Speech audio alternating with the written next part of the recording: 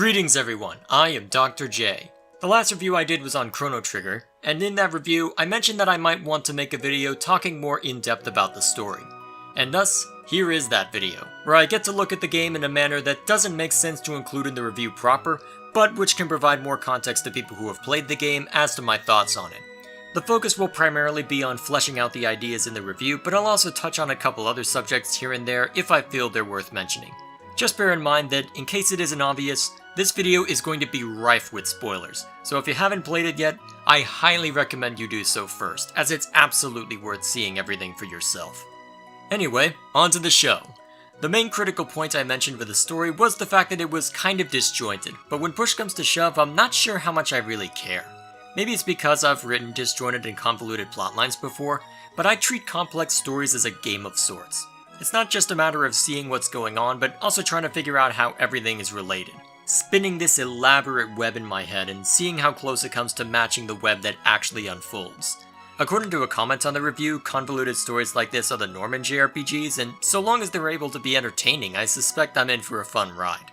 My only concern for this game was that not much of the story seemed to directly pertain to Lavos, but even then when I sit back and look at it, there was still a fair amount that did, especially given the fact that most of the antagonists were in some way related to Lavos. Another point in the review mentioned that while the individual stories and characters were somewhat predictable, the overarching narrative was often unpredictable. I didn't expect to come back to the present and immediately get thrown in jail, though when I look through the footage again, it does make sense given what the Chancellor said in the past. Regardless, the Dragon Tank was just as surprising, and then the convenience of the time gate and where it ended up leading were also surprises, and so on and so forth. I think that was what really sold me on the game, simply because it was a roller coaster that you just couldn't take your eyes off of. The only reason I ever stopped playing was to do homework or because I ran out of disk space to record it with. When it comes to the individual stories, I think Frog's is probably my favorite, or at least the best example of why they work so well.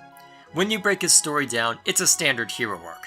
You have the time spent growing up, the best friend/mentor figure, challenges that have to be overcome, setbacks along the way, and finally growing past and overcoming said challenges.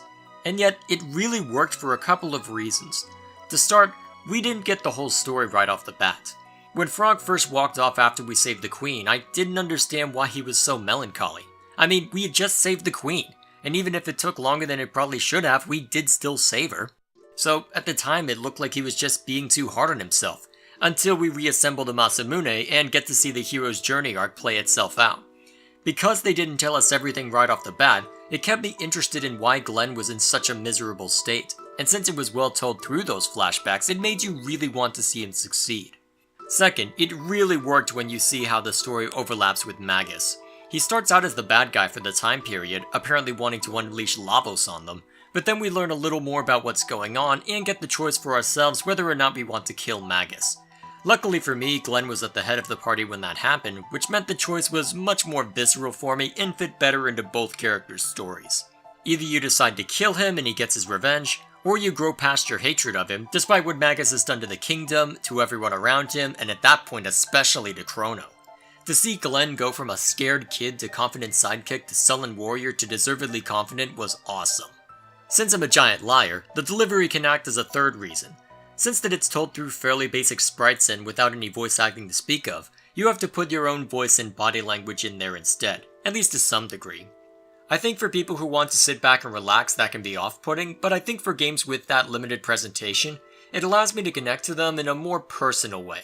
It isn't just a matter of interacting with the game in that case, but also creating an image in your head as to how everything's laid out, what everything sounds like, and so on and so forth. It's like what you're forced to do when you're reading a novel, only this time you also have some visual aids and music to help picture the scenario. Now that I think of it, I suspect that's the appeal for graphic novels, even if I don't personally enjoy them as much. To get back on topic, I already hit on the fact that characters can be vulnerable, but to fully answer for what I said in the review, I do think the response is better from Luca when you save Chrono's life.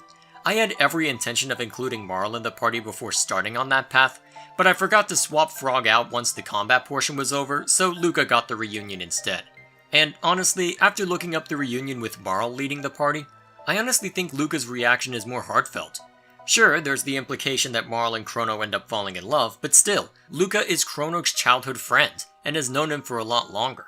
Since she also had the calmer exterior, seeing the anger attempt to mask over her relief and joy of seeing him alive made it all the more powerful. And that anger is something that I don't think Marle could have conjured. Well, not against Chrono anyway. She'll definitely cut loose against other people, to where it's almost intimidating when she's letting the guards have it. Note to self, do not piss off tomboy princess.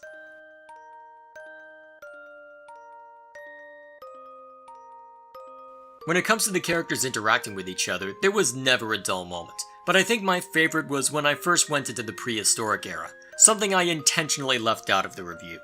I didn't even expect to go there when I first started, so I figured I would keep the review constrained to medieval times, the apocalyptic future, and the present day, so as to leave that as a surprise to newcomers as well.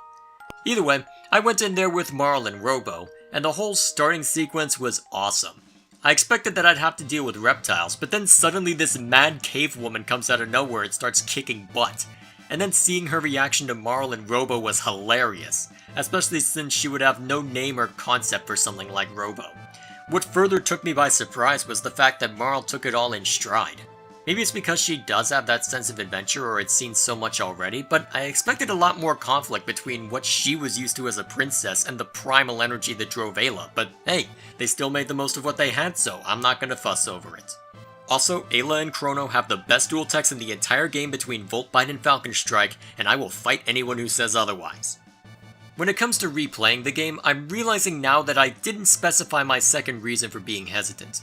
Given my writing style, I don't think it really mattered, since the viewer could take a guess at what that second point might be. But what's funny is that I didn't even mention the second point, which was supposed to be New Game Plus. In terms of seeing all the possible outcomes beyond just looking them up, it might be interesting to go through it that way, but I didn't want to bring up New Game Plus just to say, the game keeps the same power level, but now everything is a walk in the park. Because of that, I figured it would be a better idea to not mention it and let it be a pleasant surprise for anyone interested in seeing the different endings firsthand. Incidentally, my team for the final battle was Chrono, Luca, and Marle, and I definitely cut it close a couple of times when two people were dead and the other was low health. In hindsight, I probably should have brought Frog or Robo, but I wanted the original team to do the honors. Beyond that though, holy crap, that middle piece was hell in a handbasket to take down and keep down. What I mentioned about having no enemy health bars forcing you to give it your all at every moment in the fight, definitely holds true for that insanity. Oof. As for the first point in that discussion, I still mostly stand by the game being at its best when you know nothing going in, as you can only be surprised by Magus's motivations and Chrono's death once. I'm not sure how much I'll like it on the second round, but for now, it's enough to just spend the next few seconds geeking out about it, because holy crap was that whole sequence well done. You spent all this time fighting through the Ocean Palace, getting glimpses of what's about to happen, feeling that sense of urgency all the way through, and then you get to a meaningful moment where everything looks like it'll be fine. Until Lavos shows up anyway and one-shots your party, leaving you with no idea how they're gonna get out of this. Then Magus shows himself and I'm sitting there going, I knew it! I knew you were that prophet! I knew you were up to no good! Wait, what? That's your motivation? You were trying to awaken Lavos so that you could kill him? I have no idea how to respond to that, but oh, you just got knocked on your back too because Lavos is that freaking powerful. Okay, that sounds good. Wait, are you...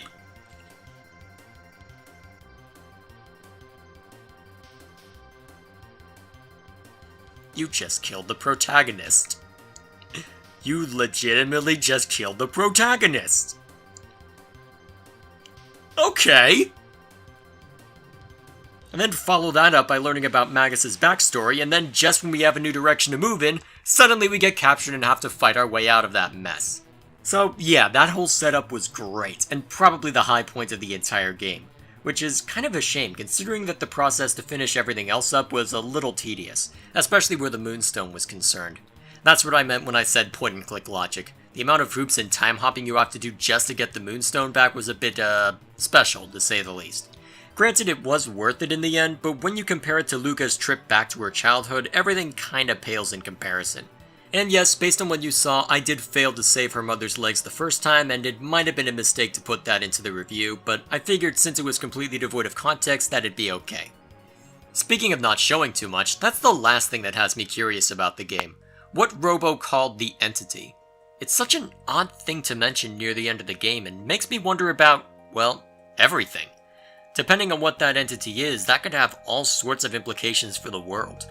I mean, the entity clearly isn't Lavos, or at least I highly doubt it, because while it's related to Lavos, I don't think it would let us get away with so much if it were indeed our adversary. It's possible it's meant to be some kind of god, though my understanding is that Japan has a very different idea of gods and spirits than the Western world does. It's theoretically possible, though, even if my ignorance of Japanese culture may lead me to guess at the entity being some abstract concept like fate or destiny instead. I think the most fascinating theory that I've seen is the designer or gamer is the entity, which would add a really interesting meta-narrative to the whole thing. The reason why Portal's appearing not just a matter of convenience, but of planning, of guiding the characters to where they're needed the most or to whom they need the most. That would also put Luca's visit to her childhood in an interesting context, where because her thoughts turned to it, there was the time gate required to go back, a time gate which we never see again and has different colors and sound effects to go with it. All this might be a bunch of you need a high IQ to understand this waffling, but it's a fun thought experiment either way, even if we may never get an answer. Honestly, it feels like I'm talking about Undertale again, where there are all these little things that prod at us but don't necessarily have a clear answer, and always keep us coming back to see if we can learn just a little bit more. Actually, I could make a lot of comparisons to Undertale if I wanted to, but for the sake of anyone who hasn't played the game yet, I'll spare you the details. By the way, you should go play it. Either way, that's all I wanted to cover for this video, but given the audience that's likely watching this, I may as well ask for help regarding the next JRPG I should look at.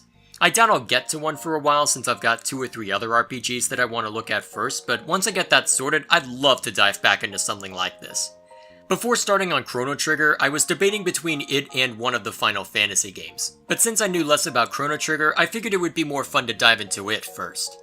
Now that I've played it, I feel more comfortable approaching Final Fantasy, but the main holdup I'm having right now is just knowing which one to start with. So, there's my question.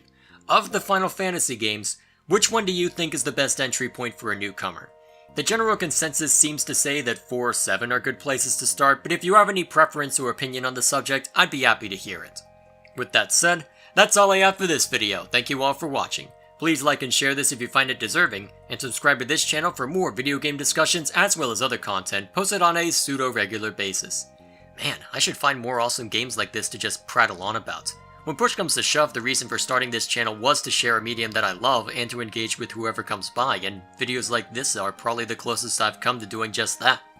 I should dig through my family's old CD case and see if any of those are worth looking back on. I couldn't do reviews of them under Through the Looking Glass since the gimmick is that I haven't played the games I'm reviewing, but it might be fun to dig those back up anyway. In the meantime, I better continue working on one of those other RPGs, and we'll see you all later.